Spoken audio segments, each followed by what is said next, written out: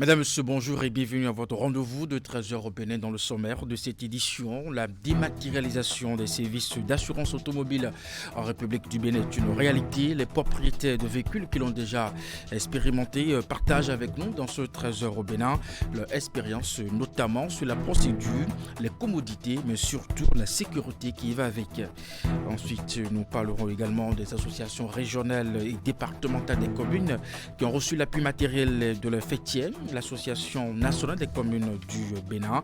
L'objectif est de permettre aux communes de disposer des moyens qu'il faut pour mieux répondre aux demandes des populations dans les communes. Le point de la cérémonie dans un instant. Et puis enfin, le Boson Paroui, troisième édition, c'était ce dimanche dernier. C'est une fête identitaire qui a réuni les filles et fils de l'Obozompa, une localité de l'arrondissement de Godomé, commune d'Abomey-Calavi, au cœur des échanges des festivités, l'unité et le développement à la base. Et voilà pour vous le sommaire de cette édition. À nouveau, bonjour et bienvenue. Si vous nous rejoignez dès ce 1er mai 2024, la deuxième phase de la répression au code de la route va démarrer sur l'ensemble du territoire national. Elle prendra en compte notamment le contrôle des tasses sur les véhicules à moteur, l'assurance et visites techniques. Et dans ce contexte, nous vous proposons de suivre ce mini-magazine qui fait un zoom sur la dématérialisation des services d'assurance automobile en République du Bénin. C'est déjà une réalité et des propriétaires de véhicules qui l'ont expérimenté ont partagé avec nous les commodités et surtout la sécurité qui va avec. William Cliquant, Didi Goudalo. Au Bénin, comme partout ailleurs, la technologie évolue à grands pas. Presque tous les secteurs d'activité sont impactés par la révolution numérique.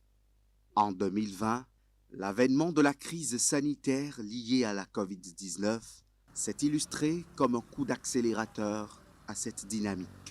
Le secteur des assurances n'y échappe pas. Achat, vente, suivi de clients, gestion des risques et des sinistres, tout peut se faire désormais à distance. C'est également le cas des autres services traditionnels, comme le suivi de contrats, l'optimisation de la relation clientèle ou des provisions techniques. L'assurance automobile digitale n'est rien qu'aujourd'hui une plateforme qui permet déjà de fournir toutes les prestations de services d'assurance à partir de chez soi. Rien que ça. L'assurance digitale fait référence aux technologies qui ont changé le mode de souscription et de fonctionnement de l'assurance. De façon traditionnelle, pour souscrire à une assurance, il fallait se déplacer dans une agence ou dans un point de vente pour y souscrire. Ou faire appel à son intermédiaire, courtier ou promoteur d'agence, pour qu'il vous accompagne dans la souscription dans un point de vente en général physique. Aujourd'hui, on parle d'assurance digitale pour faire comprendre qu'il est possible de souscrire à son assurance sans se déplacer depuis chez soi, depuis son bureau, depuis son champ, via une application ou via le web ou simplement via le canal USSD. L'assurance se dématérialise donc sous l'impulsion de la digitalisation au Bénin, une révolution qui pousse les acteurs du secteur à innover davantage. Plateformes de services clients en ligne, portails web et applications mobiles se développent pour satisfaire le client dans l'instantanéité, faciliter aussi les interactions et personnaliser les échanges. L'assurance digitalisée aujourd'hui, c'est vraiment un service qui vient renforcer ce qui se faisait et permet aujourd'hui à toutes les personnes qui maîtrisent les TIC, qui maîtrisent l'utilisation des services en ligne, d'assurer leur véhicule en toute quiétude depuis leur maison ou leur lieu de travail. Moi, c'est une stratégie louable. Aujourd'hui, lorsqu'on prend l'assurance digitale, il serait facile à un client de se faire établir son contrat de chez soi, de chez lui. Au Bénin, plusieurs entreprises, plusieurs compagnies d'assurance ont investi dans le digital et au-delà, nous avons les autorités de tutelle qui ont commencé par prendre conscience de l'importance d'offrir des produits digitaux à la clientèle consommateur des produits d'assurance. Surtout que le gouvernement a mis assez de moyens pour la numérisation des services, pour le développement des NTIC en République du Bénin. Et il est très important et capital que chacun de nous, chacune des compagnies d'assurance, puisse digitaliser leurs services.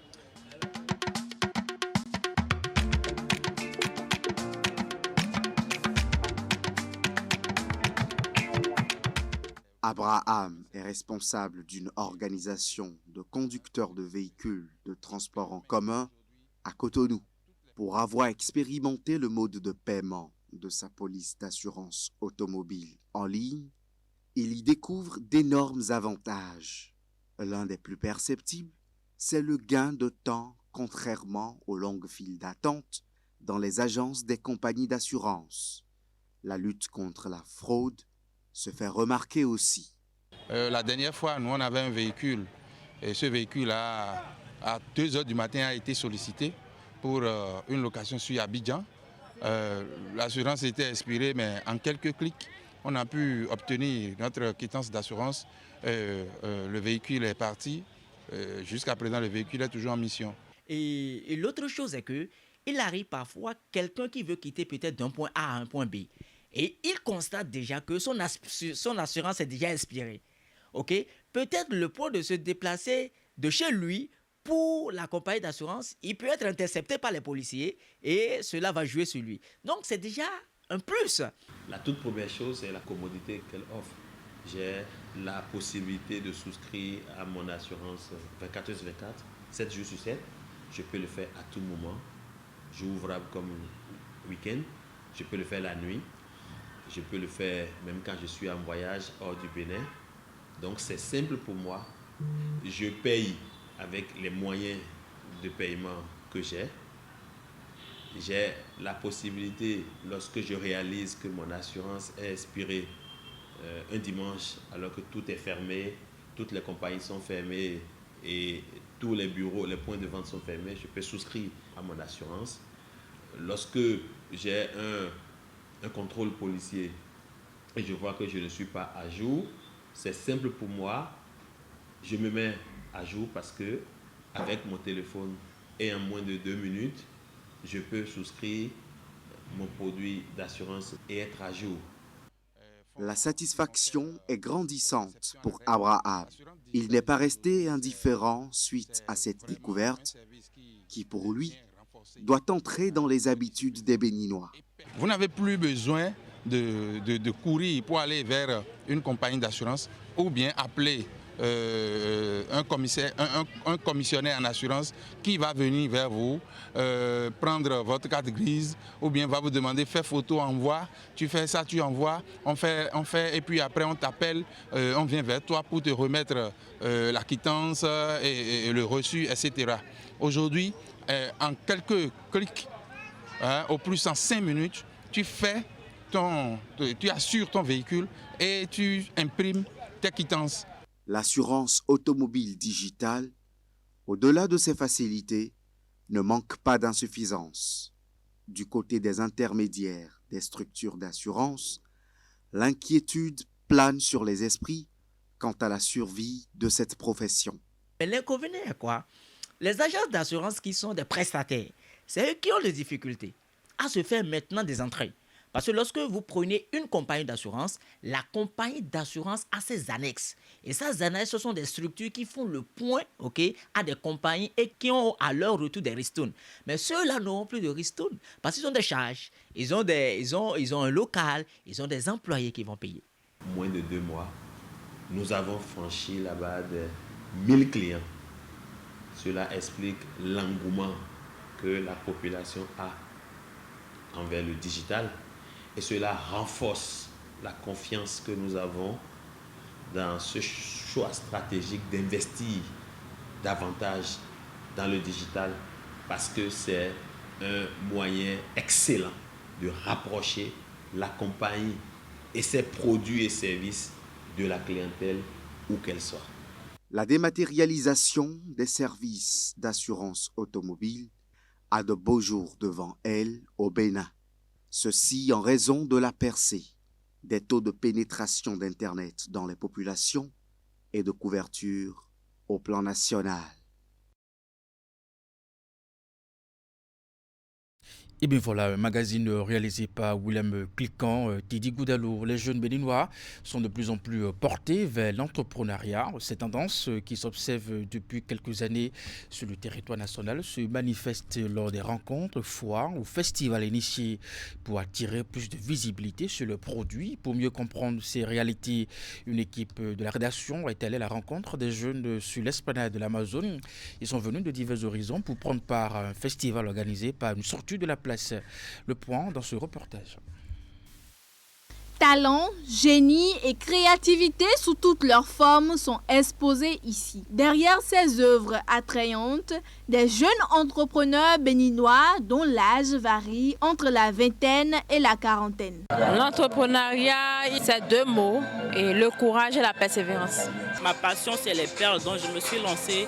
Donc c'est un truc à encourager, au lieu de dormir sur ses lauriers, au lieu de ne rien faire, c'est très bien d'encourager les jeunes à entreprendre. Beaucoup se plaignent du manque d'emploi alors que nous avons des opportunités qui nous entourent et où on peut se servir de ça, se faire un emploi et valoriser nos produits.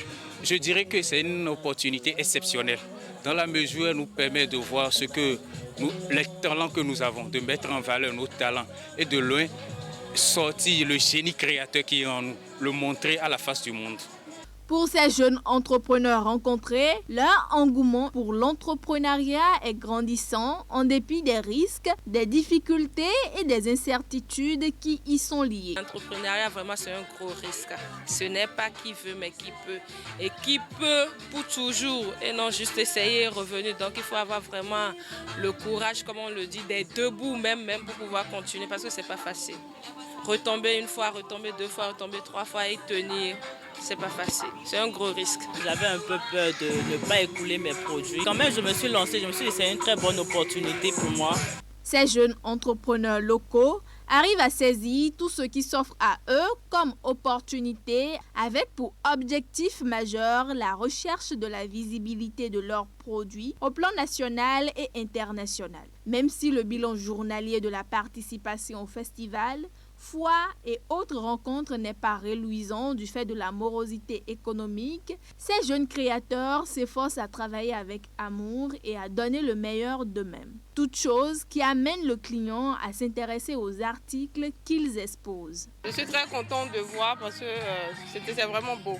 Je vois qu'il y a de l'amour dans ce qu'ils sont en train de faire. Et quand tu regardes la manière dont ils accueillent les gens, je trouve que c'est vraiment, il y a de l'amour dedans en fait. On sait vraiment faire des choses, mais on n'est pas exposé au monde. Il y en a qui savent faire des choses, mais on ne les voit pas. Donc c'est l'occasion pour eux de se montrer, de montrer ce qu'ils savent faire et surtout d'entrer en contact avec des grandes personnes. La tendance actuelle des jeunes à s'investir dans l'auto-emploi est sans limite. Tous les domaines d'activité sont explorés. L'agroalimentaire, l'art, la vente des produits cosmétiques, le numérique et même l'intelligence artificielle. Tous autant qu'ils sont par ici, ils ont un grand rêve, celui de conquérir le reste du monde à travers leurs produits et leurs créations. Eh bien voilà, parlons à présent des associations régionales et départementales de communes qui ont reçu l'appui matériel de leur fêtière, l'Association nationale des communes du Bénin.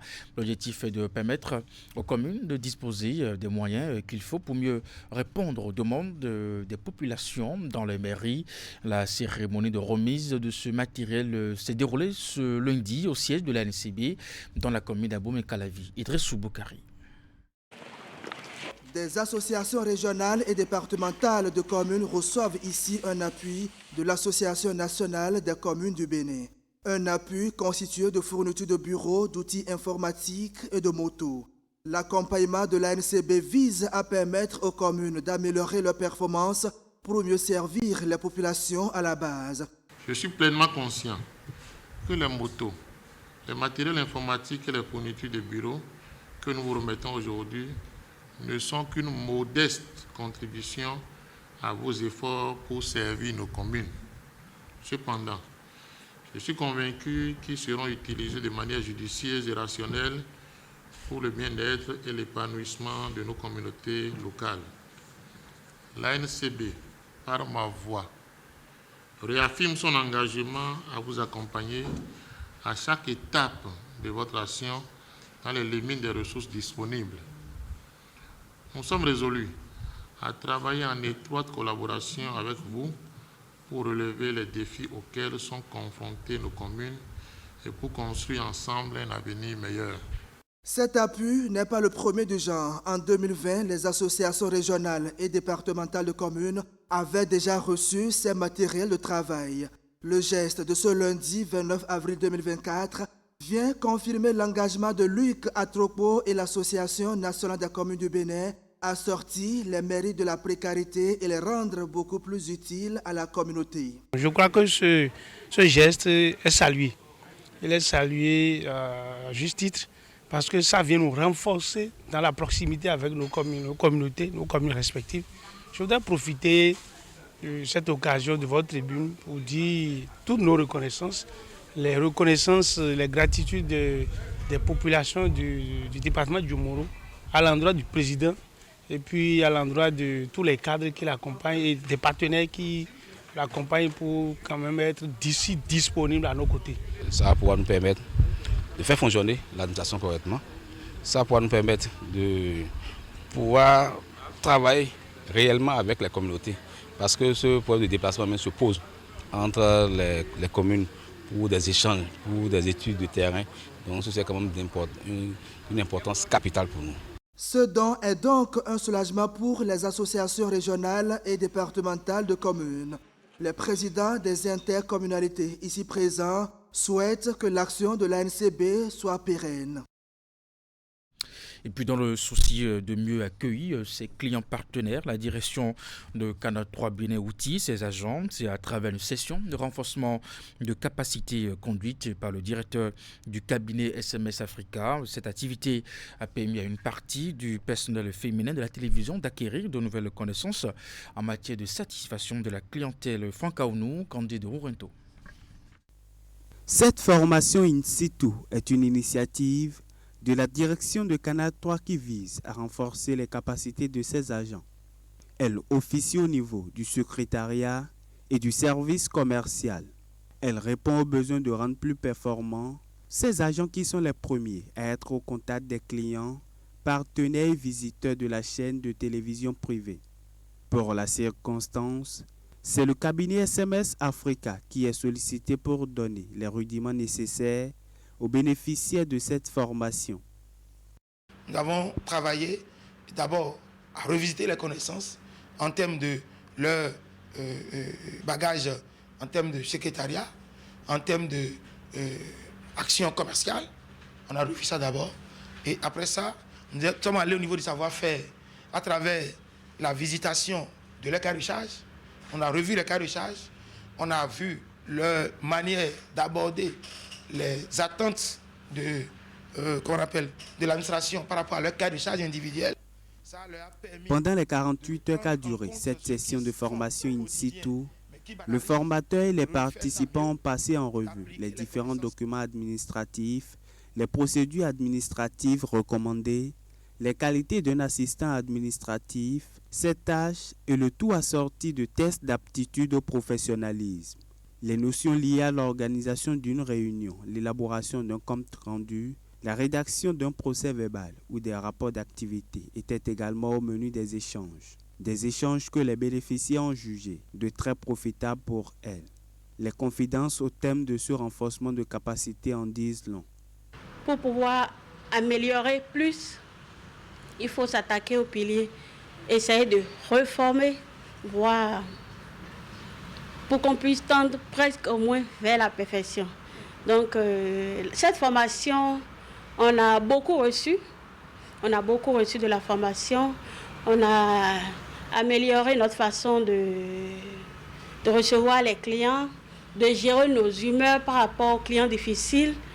Et cette formation nous a permis de tirer beaucoup de choses de la vie professionnelle et de la vie active aussi. La démarche adoptée par SMS Africa est participative, mais elle s'inscrit également dans la durée avec à la clé un système de suivi et d'assistance conseil. Une démarche qui, selon le consultant, a souvent porté ses fruits au-delà même des attentes. C'est pourquoi il rassure tous les partenaires de la chaîne de télévision Canal 3 que les services et les prestations offertes seront davantage de qualité. Et ce qu'on a apporté aujourd'hui va amener chaque client qui rentre dans cette maison à être plus satisfait. Rassurez-vous, c'est une orientation client.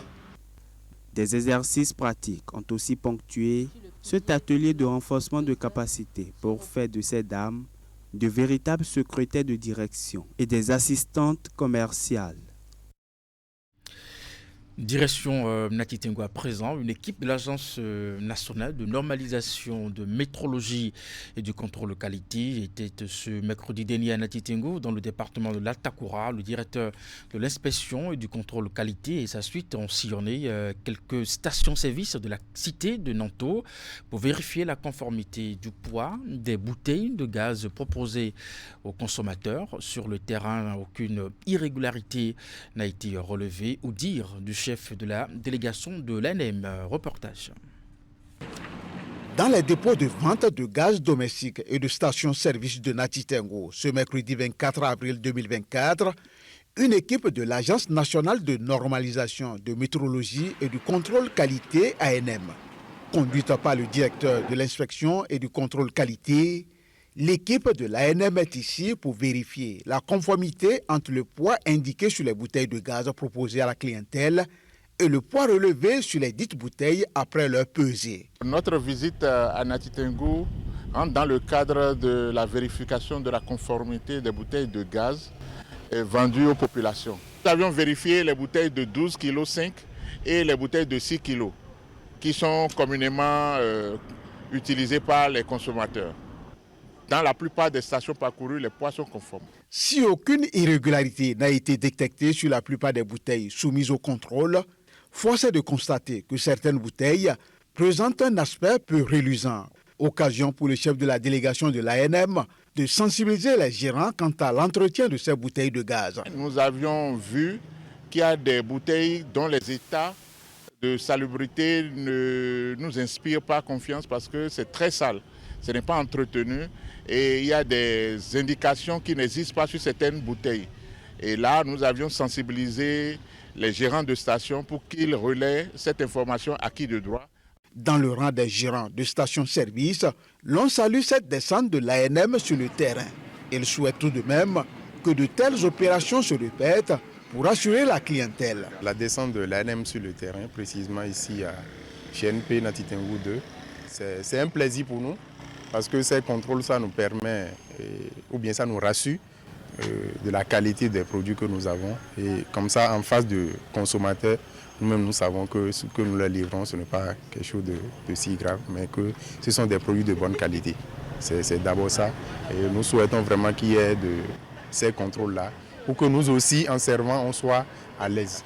Les insuffisances relevées sur le terrain seront notifiées à qui de droit en vue d'améliorer la qualité des bouteilles de gaz. Passé cette étape, l'Agence nationale de normalisation de métrologie et de contrôle qualité passera à la répression, va laisser entendre le directeur de l'inspection et du contrôle qualité à l'ANM. Clap de fin pour le Festival international des arts du Bénin FUNAB. L'événement se referme sur une note de satisfaction selon les organisateurs.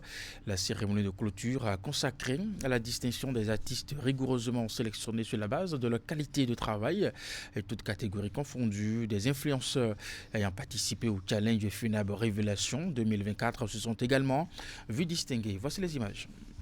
Le FUNAB, Festival international des arts du Bénin, 2e édition, se referme ici devant un public enthousiasmé. 6 jours durant, ce rendez-vous de mise en avant des arts aura marqué les esprits. Nous avons reçu plus de 200 000 visiteurs, on a eu plus de 250 stands et c'était une très belle fête. On a rencontré des personnes de tous les horizons, de toutes les cultures et voilà, je pense que le FUNAB c'est absolument le lieu à être, c'est l'endroit à absolument être Je suis heureux, mon équipe et moi, d'avoir vraiment vu cette fusion entre tous les arts, la musique, la mode, le cinéma, les arts plastiques, la littérature, tous nos aînés qui ont reçu des trophées aujourd'hui, qui le méritent, que nous reconnaissons. Je remercie tout le monde, je remercie les sponsors qui nous ont accompagnés, je remercie le gouvernement béninois et je fais moi-même une acclamation très forte à toute mon équipe. Plusieurs moments forts ont meublé cette cérémonie de clôture. Il s'agit notamment de cette simulation de dot qui lève un coin de voile sur le mariage entre les cultures d'Abomey et Yoruba, longtemps considéré comme chose impossible. À cela s'ajoute un défilé de mode. Cette édition, c'est l'influence art qui est la nouvelle innovation. Parce que nous avons beaucoup d'artistes, nous avons beaucoup de créateurs de contenu que nous avons envie de mettre en lumière. Pourquoi? Parce que c'est grâce à ces créateurs de contenu que nos artistes arriveront à vendre leurs œuvres. Donc créer une liaison, un pont entre ces deux mondes permettront à nos artistes qui ont besoin de vendre de pouvoir justement avoir ce genre de personnes qui les accompagnent, ce genre de personnes qualifiées à faire de la publicité pour les accompagner. La vérité n'a pas besoin d'un avocat, les preuves sont là, je suis en joie.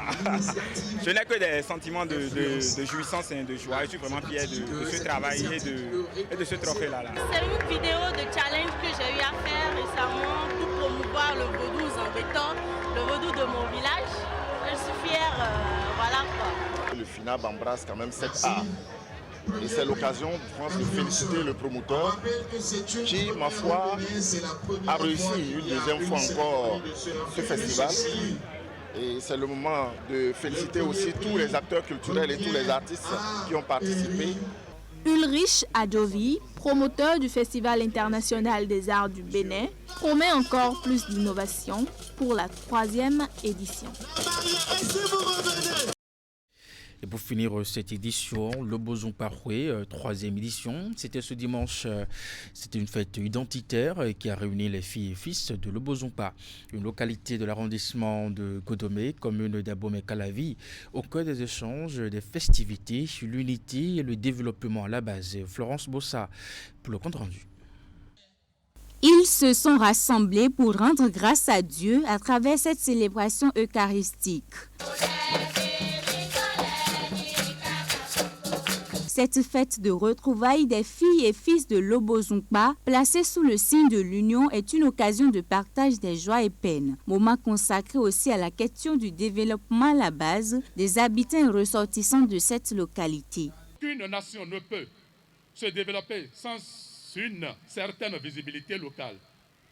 Il est donc souhaitable que les populations, à la base, se mettent ensemble afin de resserrer les liens de fraternité et d'amitié, de promouvoir leur culture sociale et de pouvoir défendre favorablement leurs intérêts.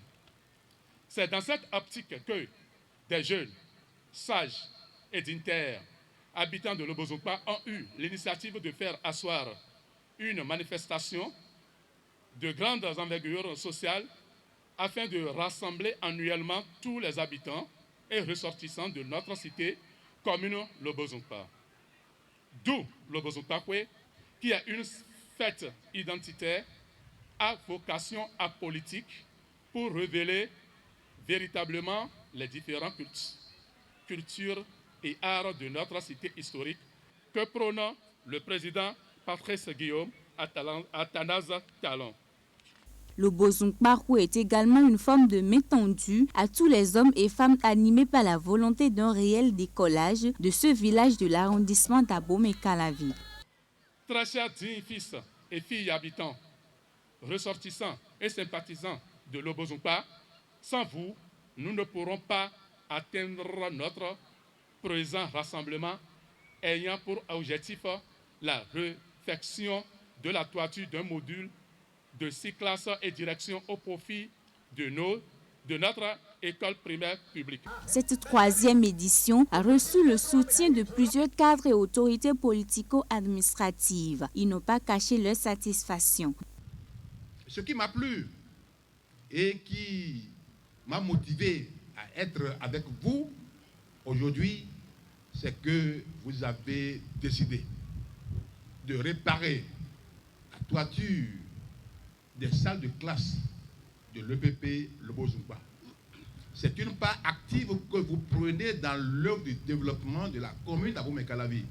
Diverses activités ont meublé cette célébration. Les originaires de Lobo-Zungba repartent dans l'espoir de se retrouver dans un an pour une nouvelle édition. Mesdames et messieurs, c'est la fin de cette édition. Merci de l'avoir suivi, de votre fidélité à nos programmes à 16h. Ce sera votre bulletin d'information 19h30, la grande édition de la soirée. Portez-vous bien et à très bientôt.